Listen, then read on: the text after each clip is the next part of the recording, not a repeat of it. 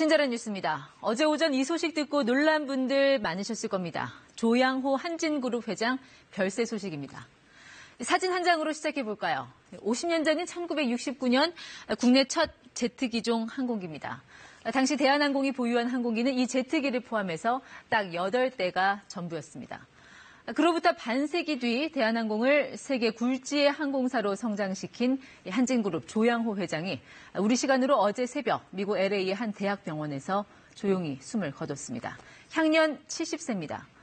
최근 폐질환 수술을 받았는데 병세가 급격히 악화되면서 결국 다시 일어나지 못했습니다. 부인 이명희 씨와 장남 조원태 그리고 두 딸 조현민, 현아 씨가 임종을 지켰습니다. 지난해 9월 탈세와 횡령 혐의로 검찰에 출석한 조 회장은 10월 한미 재개회의 오찬에 참석한 것이 공식 석상의 마지막 모습이었습니다. 이때만 해도 좀 풍채가 건장하다 싶었는데 갑작스런 별세 소식에 재계는 어제 하루 온종일 술렁였습니다.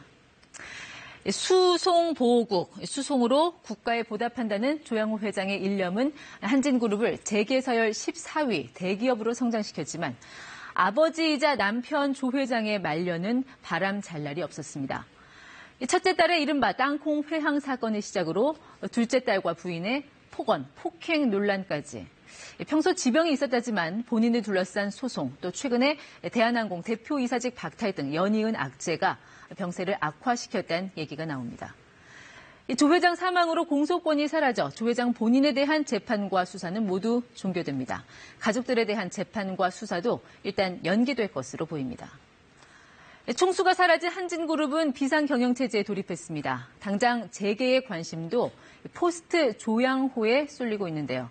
한진그룹 지배구조 보시면 비교적 단순합니다. 몇몇 계열사 위로 그 정점에 한진칼이 있고요. 그 대주주는 조양호 회장입니다.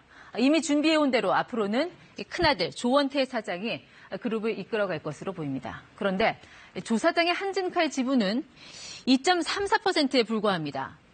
조현아, 조현민 씨도 엇비슷해서 이 세 자녀 지분을 다 합쳐도 7% 정도입니다.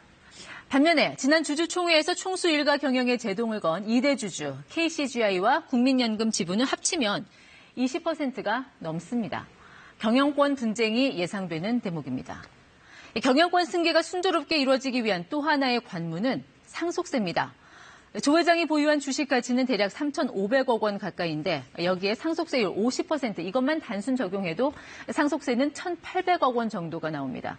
특히 경영권을 이어받는 경우에는 주가의 20% 프리미엄을 붙인 뒤 세율을 적용하기 때문에 세금 규모는 2천억 원대로 더 커집니다. 만약 이 상속세를 내기 위해 지분을 판다면 현재 29% 수준인 총수 일가의 지분은 20% 근처로 떨어집니다.